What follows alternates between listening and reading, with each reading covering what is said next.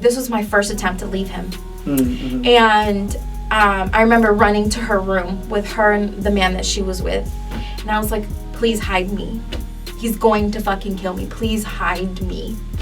And it went really fucking south really quick. Yeah. He was walking up and down the hallways. He was knocking on every door. He was looking through the windows to try and find me. He was calling and calling my phone in hopes of it being like on loud so he could hear the ringing and listen. Like literally, he was putting his ear up to the door to listen every time to see if he could hear a phone ringing.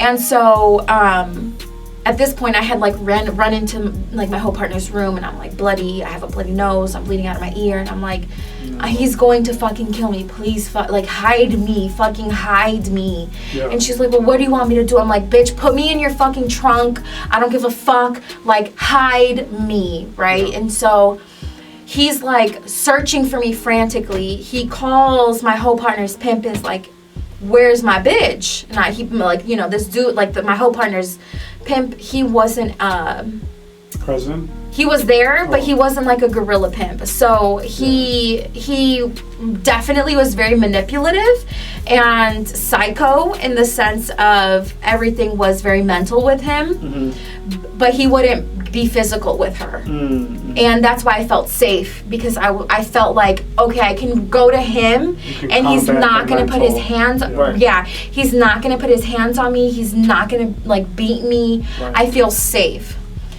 So but the irony of that, right? Like run into another pimp, and here I am thinking like, this is safe. Yeah, you're gonna rescue me. Right.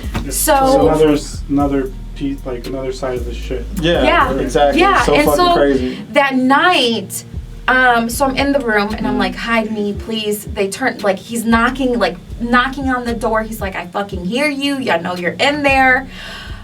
The pimp that was with my whole partner, he opens the door and he's like, what's up?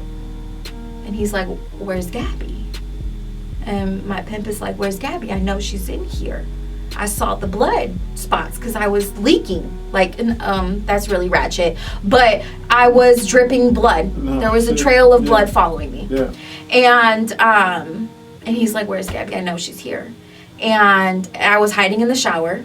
And I was terrified. I peed myself. That's how terrified I was. The pimp that was with my whole partner, he's like, oh, she's in this room. Let's go knock on this door. So he walks him to the other side of the hotel, texts his girl, get my keys, put her in the trunk, get in the car, we're leaving. Wow. So I literally got into a fucking trunk and we drove off and we were on, at this time we were by Lincoln and Peterson. We got on the 90 West on Tui Avenue, and he pulled over at Dempster Avenue, and I climbed out of a fucking trunk and into the back seat. Holy shit. And he took me to a different hotel for the night. Yeah. I stayed the night there, and he's like, listen. And this is the thing, like, here I am thinking like I'm safe, he's gonna protect me, right? And he's like, listen, I need your phone. I don't trust you.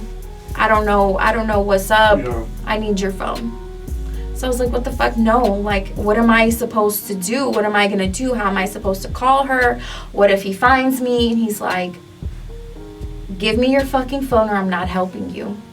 At that point, I'm on the side of the fucking highway. Yeah. And I'm like, all right. So I give him my phone. We go out south. He drops me off at a motel. And he's like, listen for the door when somebody knocks. I was like, okay. So I'm there, a couple hours go by. It's like maybe 12:30, 1:30. I'm just sitting there in the room. I'm like thinking to myself, like, fuck, what am I gonna do? I have no money. I have no fucking phone. I'm literally a sitting duck. Yeah. And here comes a knock on the door. And I look through the little fucking peephole, and it's a fucking trick. I was like, oh, okay. Get the fuck out of here. We're doing this now. All right. So I opened the door, and the whole night it was just me working. He comes, picks me up in the morning. He's like, how much did you make? And I lied. I was like, I only made $200. And he was like, real quick, pulled over the car. He was like, if you lie to me again, I will never fucking again help you. And now you're going to give me all your money. Oh, shit. And so I had made like $4,000 that night, a little under $4,000 that night, and he took it all. Because he had my phone.